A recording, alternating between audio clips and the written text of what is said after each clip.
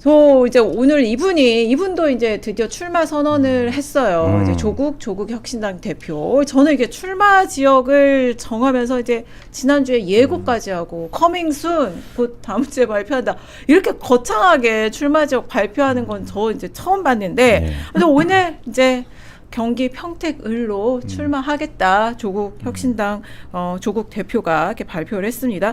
일단 여러 가지 좀 노림수가 있다고 생각을 해요. 하나하나씩 좀 잘게 나눠서 살펴보면 좋을 것 같은데 일단 왜 평택을을 선택을 했을까를 보면 이 지역에 이제 이병진 전 민주당 의원이 선거법 위반으로 당선 무효형 받아서 이제 재선거 지역이잖아요. 그러니까 민주당 귀책 사유가 있는 곳이라는 걸 염두에 뒀을 것 같아요.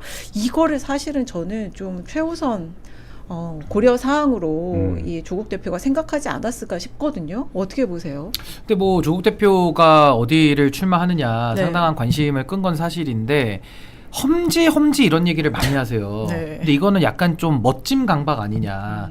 꼭 험지를 골라서 안 나가도 되거든요. 아니 필요한 곳에 나가서 필요한 일꾼이 되려고 나가는 거지 무슨 뭐 우리가 뭐 험지만 체험하고 싶다 이건 아니잖아요. 네. 그래서 너무 또 험지를 강조하신다는 게 좀 과도하다라는 생각도 좀 들었고 근데 또 사실 생각해 보면 조국 대표가 대선 주자로 분류돼서 인지도는 뭐 거의 전국구지만 네. 당 지지율을 놓고 보면은 전국이 험지거든요. 그러니까 어딜 나가도 험지라서 저는 사실 조국 대표가 그 험지 이야기를 너무 강조하는 것은 그렇게 상황이 지금 맞지는 않아 보인다. 이런 네. 생각이 좀 들었고 무엇보다 아마 호남을 좀 생각 많이 했을 거라고 저는 봐요. 네. 실리로만 보면 네. 비판을 받더라도 호남에 나가서 배치를 달아야 되는 거 아닌가. 근데 그 고민을 하다가 아마 조국 대표가 추후에라도 민주당과 합당이라는 것을 늘 염두에 놓고 있기 때문에 그래도 민주당의 안방으로는 갈 수 없겠다. 아마 이런 생각을 좀 했을 것 같고요. 그래서 저는 이제 평택에 가서 이제 한판 승부를 벌려야 되는 것인데 과연 평택 을 지역을 선택한 것이 조국 대표가 늘 얘기해왔던 국민의힘 제로 이거와의 연관성을 국민 앞에 납득시키기가 좀 매우 어렵다라고 생각을 하기 때문에 물론 출마하셨으니까 뭐 좋은 결과가 있기를 뭐 많은 분들 응원도 하시는 분들 계시겠습니다만 현실만 놓고 보면 쉬운 선거가 없을 것이다. 전 그렇게 봅니다. 아니 국민의힘 제로 그리고 부패 제로도 이제 조국 대표가 오늘 강조를 했단 말이에요. 네. 저는 부패 제로를 왜 얘기를 했을까? 이거 민주당 들으라고 한 소리 아닌가? 이거 민주당 저기 의원이 귀책사유. 선거법 위반으로 당선 무효형 받은 곳이니까 이거 민주당 후보 안 내는 게 맞자. 실제 무공천 강조를 했단 말이에요. 예. 무공천이 맞다고 생각한다 이랬어요. 부패 제로라고 하신 거 보니까 아마 평택에 삼성전자가 크게 있기 때문에 삼성전자의 부패 제로를 얘기하는 건지 잘 모르겠는데 네. 신인규 변호사 말씀을 받아서 조국 대표께서 이제 험지 중에 험지라고 했지 않습니까? 네. 평택을이 왜 험지냐라는 거죠. 24년도 총선 결과를 보면은 평택을의 민주당 후보가 8.5% 정도 차이로 국민의힘 후보를 이겼고요. 하남 갑 같은 경우에 추미애 이제 후보가 나왔지 않습니까? 네.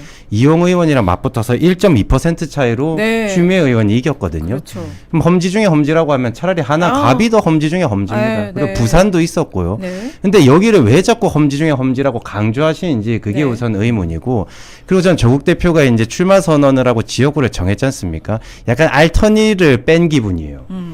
그러니까 전 국민을 조마조마하게 만들었지 않습니까? 언제 기자회견 할 거다. 그다음에 네. 어제 오후 늦게는 뭐 국회의원들과 연석회의를 해가지고 지역구에 대해서 얘기했다. 그다음에 뭐 당원들 모아가지고 했다. 뭐 이런저런 얘기를 너무 장황하게 해가지고 결국엔 고른 게 평택을인데 도대체 이렇게까지 변죽으로 올려가면서 평택을을 이제 지목하셨는데 저는 이거 거의 무슨 서울시장 출마나 아니면은 대선 출마하는 것처럼 너무 숙고하는 모습을 보이는 것 자체가 네.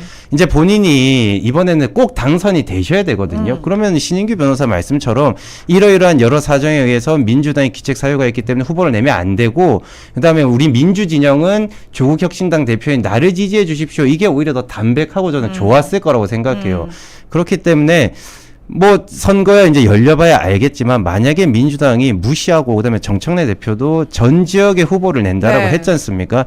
이렇게 됐었을 때 진보당, 조국 혁신당, 민주당, 국민의힘 그리고 뭐 자유화혁신 황교안 대표까지 5파전이 되면은 이 선거 자체도 평택을 선거도 뭐라고 해야 될까요? 되게 재미없는데 기대되는 선거 이렇게 될 것 같습니다. 그러니까 또 그 얘기도 해봐야 되는데 일단 한 달 전부터 황교안 자유와 혁신 이번에 알았는데 네. 대표가 내려가서 이제 표밭 갈고 있고 또 김재현 진보당 후보도 평택 출마하겠다 했거든요.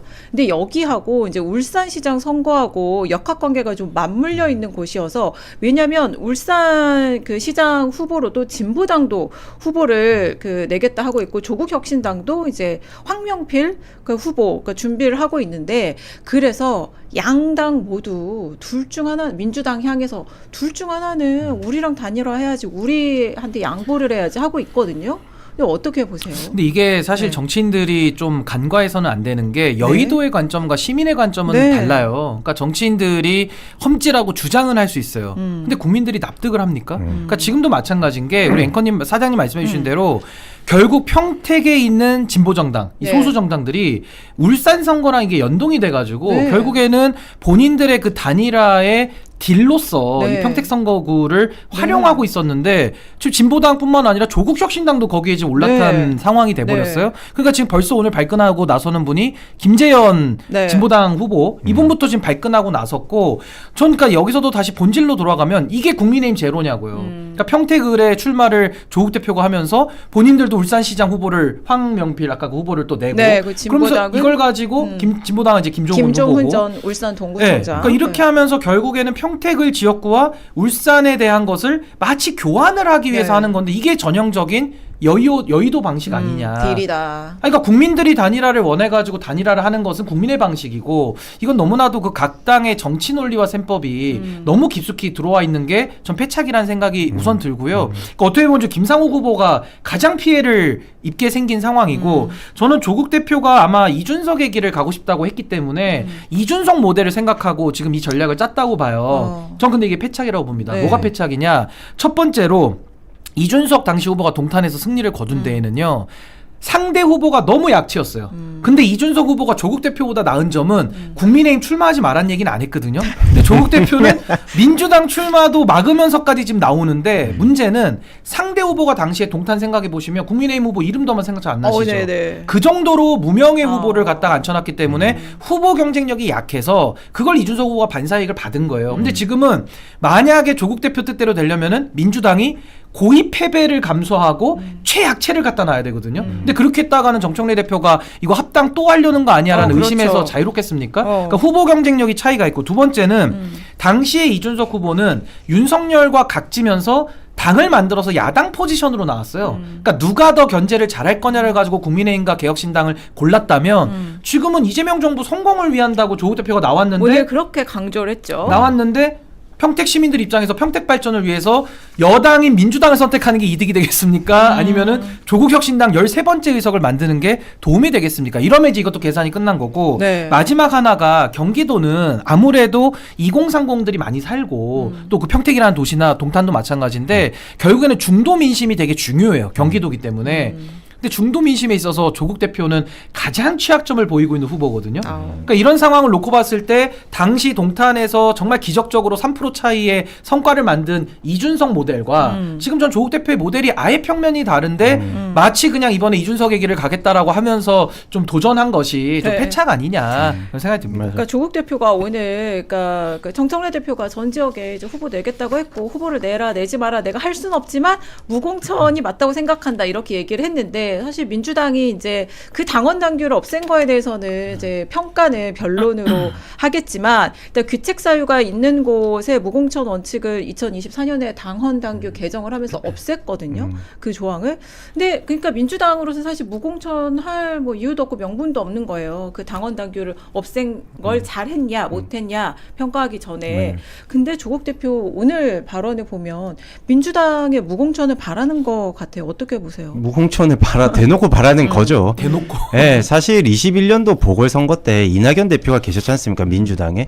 그때 서울이랑 부산 보궐선거가 떴었을 때 네. 귀책 사유가 사실 민주당 쪽에 있었어요. 뭐 박원순 전 시장 뭐 안타깝게 그렇게 되셨지만 오거돈 전 시장도 그렇고 그때 후보를 내면 안 된다라고 많은 사람들이 얘기했지만 어떻게 수도 서울이랑 제2의 도시인 부산에 후보를 안 낼 수가 있냐라고 하면서 무리수를 두면서 후보를 냈고 결과적으로 이제 국민의힘이 살아나는 그 계기가 됐지 않습니까? 그렇기 때문에 이게 2024년도에 없어졌다라고 한들 네. 어쨌든 민주당 입장에서는 별로 의미가 없어요.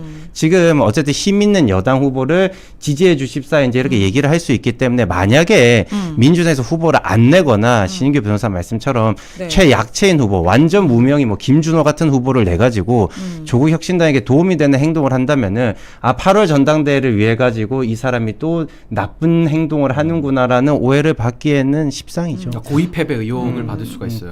고의 패배 의혹. 그다음에 이러다가 민주당 입장에서 최악인 상황이 지금 유이동 의원이 네. 평택을 해서 활동을 열심히 하고 있고 그 얘기하고 싶은데 국민의힘 제로, 국힘 제로를 얘기를 하고 있는데 사실 유이동 의원이 뭐 예전에는 유승민 전 의원과 되게 가까웠고 그렇습니다. 그리고 지금은 뭐 한동훈 전 대표하고 방향 가는 길이 좀 비슷하잖아요. 친한계에 가깝다 봐야죠. 그러니까 국민의힘 전신 정당 의원으로서는 그러니까 정치인으로서는 상당히 개혁 보수고 그렇습니다. 내란 반대하고 그런데 이제 내란 종식하면서 이제 주장을 하면서 조국 대표가 국힘 제로를 외치는 데는 만약에 유이동 전 의원이 후보가 된다면 요즘 명분이 약하지 않나 전선이 좀 희미해지지 조국 않을까요? 대표 같은 경우에는 원래부터 하고 싶은 말만 하던 정치인이지 그 상황이나 펼쳐진 그 뭐 상대 후보나 이 정치적인 상황을 고려하는 분이 아니었지 않습니까? 그렇기 때문에 국힘이 그냥 내란 정당이니 국힘 제로, 국힘 박멸 이렇게 가는 건데 유이동 의원 입장에서는 지금 이 현 상황처럼 5파전까지 나아가게 되면은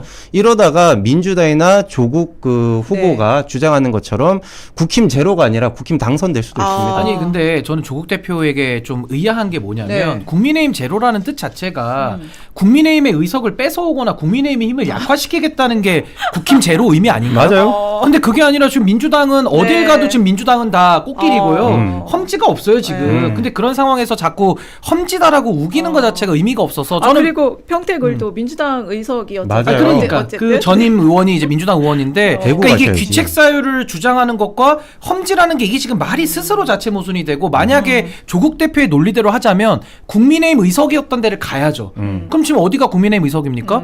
대구에 한 자리 비잖아요. 그런데 나가면은 진짜 국민의힘 험지고. 제로를 진짜 하는구나라고 우리가 인식을 할 수 있는데 그러니까 그런 게 아닌데 평택을 나가면서 이게 국힘 제로고 험지야라고 하는 것은 전 일방적 주장에 불과하다는 거고 맞아요. 또 하나는 저는 조국 대표가 아마 이 부분도 염두했다고 봐요. 네. 왜냐하면 언론의 도움 없이는 이번 선거 못 치른다고 생각했을 거거든요. 당세가 약하기 때문에. 그러면 언론의 주목을 받으려면 조국 대표는 본인의 아젠다가 없어요. 3년은 너무 길다 이거밖에 없는 분이기 때문에 거기 가면 황교안 나와 있잖아요. 네. 그 황교안이라고 하는 법무부 장관 출신의 윤어게인 본인은 윤석열을 가장 잘 팬다라고 생각하는 법무부 장관 출신의 조국 이런 식의 약간 언론의 좀 조명을 받기 위한 목표도 있는 것 같은데 제가 그 부분에 대해서는 참 안타까운 게 그 언론의 주목 받을 수 있죠. 근데 그게 대한민국의 미래, 이재명 정부의 성공과 앞으로 나가는 거에 아무짝에도 쓸모가 그리고 없거든요. 그거는 황교안 전 대표를 띄워줘야 되는 거잖아요. 근데 구도가 그래야 조국 구도가 황교안이 왜 나와요? 언제 되냐고요. 근데 조국 대표 입장에서는 본인 아젠다보다는 네. 황교안이나 윤석열이라고 하는 거에 반사판으로 이분이 영향력을 약하다. 발휘하는 아니 그러니까 네. 조국 혁신당이 안 윤석열을 와닿아요. 잡을 때의 지지율과 네. 지금 지지율이 현격히 차이가 나잖아요. 네. 그렇기 때문에 저는 또 한 번 윤 어게인에 편승하는 문 어게인 전략을 쓰는 거 아니냐. 근데 그렇게 되면 언론의 주목은 받을 수 있는데 저는 구도도 너무 퇴행적이고 국민들이 이제는 관심이 없는 주제예요. 관심 있는 걸 팔아야 국민들도 먹어보고 관심 있게 듣는데 이건 다 이미 끝난 얘기. 맞아요. 그러니까 전 이런 것들에 좀 매달리는 모습이 그러니까 본인의 경쟁력이 약한 걸 스스로 알다 보니까 네. 민주당 이번에 또 후보 내지 말라고 또 이렇게 나오는 거예요. 그러니까 좀 주소 정리가 좀 됐으면 좋겠다. 그리고 유이동 생각이 전 듭니다. 의원이 그래도 평택을 해서 3선을 했잖아요. 그렇습니다. 만만치 않지 않나요? 만약에 후보가 된다면 진짜. 그러니까 그 유이동 의원께서는 아버지 때부터 해가지고 본인 삼선까지 해가지고 평택에서는 나름 명망이 있는 집안이자 그리고 또 지역구 관리를 되게 잘했고 서울에 거주지가 있는 게 아니라 평택에서 출퇴근을 맞아요. 국회의원 하면서 계속 왔다 갔다 했던 분이지 네. 않습니까? 다만 이제 평택을이라고 하는 게 평택이 원래는 갑을이었다가 2번 22대 총선 때 갑을병으로 나뉘면서 이제 선거구가 좀 조정이 돼서 을 쪽은 젊은 세대가 많다라고 하는데 그럼에도 불구하고 평택하면은 유이동이라고 생각하는 분들이 꽤 많아요. 지역에 오래 계셨던 분들이 많고 도농 복합 지역이기 때문에 유이동이라고 하는 그 합리적인 보수를 주장하고 윤어게인 간이 이제 배척하는 여의도 연구원장 또 출신이지 않습니까? 그렇기 때문에 그분이 가지고 있는 약간 지역 기반의 표심을 무시할 수가 없습니다. 예. 예, 그렇기 아니 그리고 때문에 저는 지금 평택 그러면 평택의 네. 현안이 사실은 이제 반도체나 AI 맞아요. 이 경기도 용인벨트로 해서 쭉 평택까지 이제 내려가는 거거든요. 그럼 조국 대표가 평택 가가지고 또 검찰 개혁 얘기할 겁니까? 그러니까 이게 지금 뭐가 안 맞는 거죠. 그러니까 평택의 발전이라고 하면 반도체나 AI를 가지고서 해야 되는데 사실 유이동 의원 전 의원은 상당히 정책통이고 이런 쪽에 아마 준비가 많이 돼 있을 겁니다. 맞아요. 근데 거기에 대해서 조국 대표가 가서 할 수 있는 일은 황교안 대표와의 각을 세우는 거 외에는 저 할 수 있는 게 별로 없다. 아, 그리고 진짜 민주당, 국민의힘, 조국혁신당, 진보당 이 구도로 다 나오는 붙었을 때 어떻게 될 것인가. 네. 과연 누구한테 유리하게 될 것인가 모르겠네요. 아무래도 네. 뉴 이재명의 도움을 받는 정부를 응원하는 집권 여당이 아까 말씀드린 대로 고의 패배 의도만 네. 없다면 저는 그럼 후보 잘 선별해서 내면 전 민주당이 압도적으로 유리하다고 봐요. 왜냐하면 지금 언급된 후보들은 각자의 코어 지지층이 있는 분들인데 결국 중도 싸움이고 중원 싸움인데 그분들은 합리적으로 정말 지금의 정부 성공을 많이 응원하시는 분들이 많으실 거거든요. 그럼 그분들이 힘 있는 여당 표로 가겠습니까? 아니면 말로는 이재명 정부 성공을 말하지만 행동은 따르게 하는 조국 혁신당을 고르겠습니까? 그러니까 정청래 대표 그게 핵심이죠. 정신 바짝 차리고 공천 잘해라. 잘하라는 이 말씀이시죠? 뜻이죠. 네. 그러니까 저희끼리 단톡방에서 웃으면서 한 말이 유이동 의원님은 복도 많다라고 했거든요. 그런 반응까지 예, 나오고 어떻게 있습니다. 이렇게 오파전이 돼가지고 이렇게 속된 말로 날로 먹을 수가 있냐. 황교안 전 그 대표까지 거기에 조국 오파죠. 후보까지 나오는 네. 걸 보고 이렇게 되면은 유이동 의원님이 진짜 되겠다 이제 이런 얘기까지 했고 근데 요거는 살짝 오판인 것 같아요. 이 얘기를 들으면서 드는 생각이 민주당에서는 하종호 AI 수석을 차라리 평택이 평택에. 그 삼성 반도체 공장이 지금 많이 지어지고 네네, 있기 때문에 네. 거기로 선회하는 방향도 있지 않을까라는 생각이 듭니다. 아니, 근데 진짜 제 사견입니다. 아니 근데 네. 제 생각에는 만약에 이렇게 판이 커지면요 민주당에서 후보만 잘 내면 전 네. 이긴다고 보는데 전 송영길 대표도 아마 거론이 될 것 같아요. 이 정도 되면 평택에 왜냐면 이제 중량감이 있는 인사들이 지금 많이 나오고 평택이 어떻게 보면 원튼 안 원튼 네. 핫플레이스가 지금 돼버렸기 네. 때문에 그렇다라고 한다면 송영길 대표 정도의 체급이 되는 분이 가서 한번 붙어본다면은 민주당이 훨씬 유리해지죠. 반도체와 아무 관계 없는 후보들만 잔뜩 모여 있네요. 근데 정청희 대표가 어쨌든 재보선 뭐 출마와 관련해서 송영길 전 대표한테 연락을 한 적은 없는 것 같아요. 좀 소극적인 것 같아요. 제가 볼 때는. 그래서 화가 많이 나 계시다고. 맞아요. 근데 송영길 그 전 부분이 대표가. 민주당원 분들도 네. 걱정하시는 게 네. 민주당의 승리 그게 정부의 성공으로 연결이 되길 좀 다 바라는데 민주당에 좋은 자원들이 많이 있는데 그 자원들이 지금 약간 이렇게 좀 후순위로 밀려 있는 듯한 분위기다 보니까 저는 전략 공천할 때 정청래 대표가 이거 잘 해야지 다른 마음 먹고 다른 결정을 하면요 엄청난 비판과 반발에 전 처하지 않을까 싶습니다. 알겠습니다.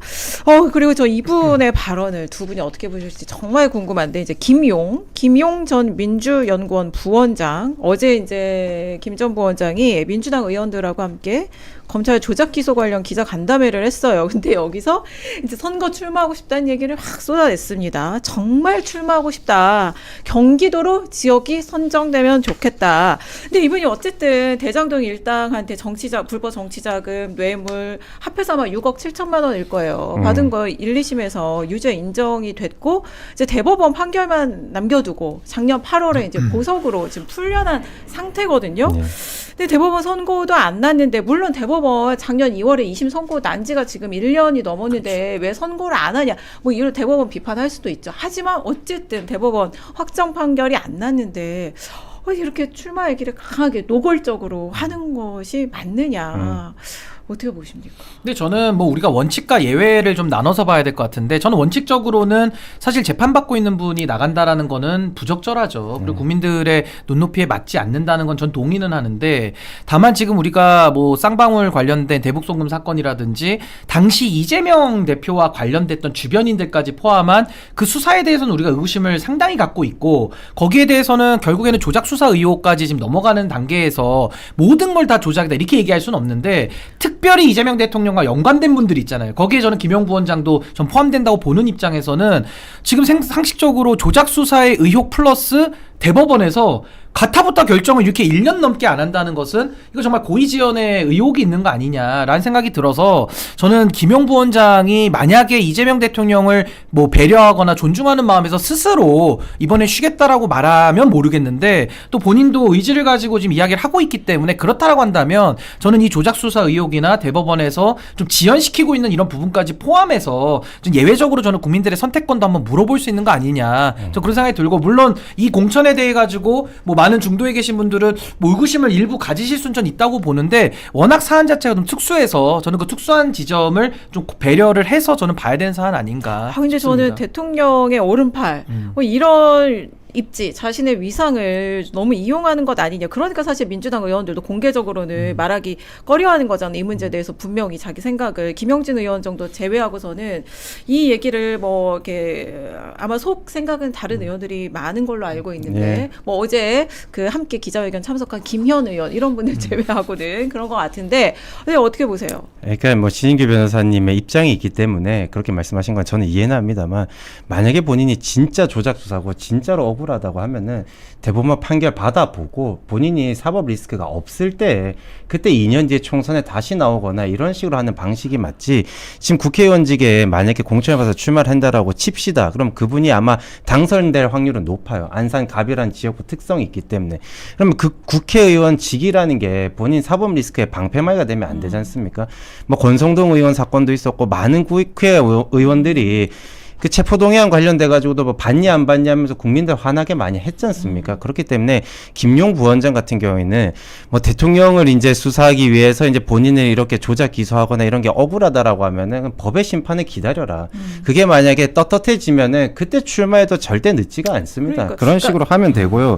그다음에 플러스로 이분은 보석으로 나와 있는 거지 무죄가 되는 게 아니지 않습니까? 그러니까 자유의 몸이 아니에요. 거기에 김용 부원장을 안산갑에 단수 공천을 주거나 어떤 식으로 공천을 받으면은 제가 봤을 때는 뭐 전체적인 선거 판세는 잘 모르겠습니다만 지선이나 보궐선거 격전지 이런 데에는 분명히 민주당에게 악재가 될 겁니다. 아니 근데 저는 어떤 분들 이런 얘기도 해요. 뭐 재심 받고 나와라. 그렇게 억울하다면서 막 이렇게 얘기하는데 재심 받으려고 하면요. 재판이 확정이 돼야 재심을 할 수 있는데 대법원에서 안 끝내주는 거예요. 그러니까 저도 아까 말씀드린 그러니까 물론 대로 그거는 이상해요. 그러니까 대법원을 그러니까 이상한 건 맞고 그러니까 이런 이상한 점들이 많이 나와 있는데 이제 출마라는 부분이 이제 연관되는 거라서 저는 예를 들어 제가 극단화 해볼게요.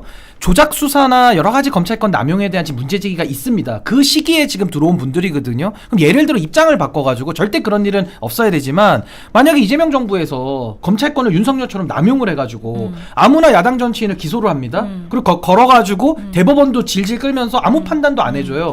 그럼 그 사람은 정계를 떠나야 되는 효과나 마찬가지거든요. 그거는 그러니까 제 말씀 들어보시면 좀 드러나야 그러니까 제 말씀 들어보시면 그런 것처럼 우리가 윤석열 시대의 검찰권이 정상이 아니라고 우리가 전제를 한다면 물론 그 전제가 틀려서 윤석열 때도 공정한 검찰이라고 말씀하시면 전 그 부분도 우리 시청자분들이 판단하신다고 봐요. 근데 저는 그 전제가 우리가 틀렸다라는 거를 논의하고 전제 위에 산다면 전 이건 예외적이지만 이건 좀 너무 해도 너무하고 심한 상황 아니냐. 아니 입장을 바꿔가지고 이재명 검찰에서 야당 정치인에 대해 가지고 기소를 그냥 막 해요. 해가지고 우리가 전통적으로 얘기하는 것처럼 아니 기소당한 사람이 어떻게 출마합니까? 늘 그 얘기를 뭐 한동훈 대표도 많이 했거든요. 근데 입장을 바꿔서 놓고 보면 그게 불합리하잖아요. 그러니까 검찰권이 정상적이냐 아니냐에 대해서는 우리가 앞으로 이제 검찰을 제대로 만들 책임이 있는 건데 과거에 아무리 봐도 윤석열 시대의 검찰은 너무나도 지금 그 관역을 어긋나서 쓴 것이 너무나도 명백하기 때문에 지금은 재판부가 이제 결정을 안 해주고 있는 거지. 그러니까 이상하다라는 말이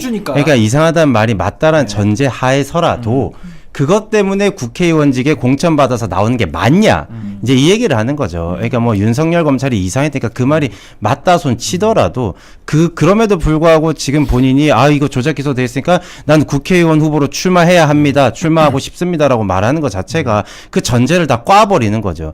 그러면 거기에 이제 검찰이 이상하다고 하지만 어쨌든 이 재판부에서 결과를 안 내는 거지 검찰이 잘못된 기소를 하고 말고는 이제 재판부가 어쨌든 결정을 내려주면 됩니다. 근데 결국 그걸 다 국민들에게 판단을 받아볼 수는 없어요. 그러니까 그게 굳이 그게 그 판단을 출마라는 방식으로 하는 것 자체가 과연 맞냐라는 거죠. 그러니까 저는 그 그거에 이견인 대해서는 거예요. 제가 볼 때는.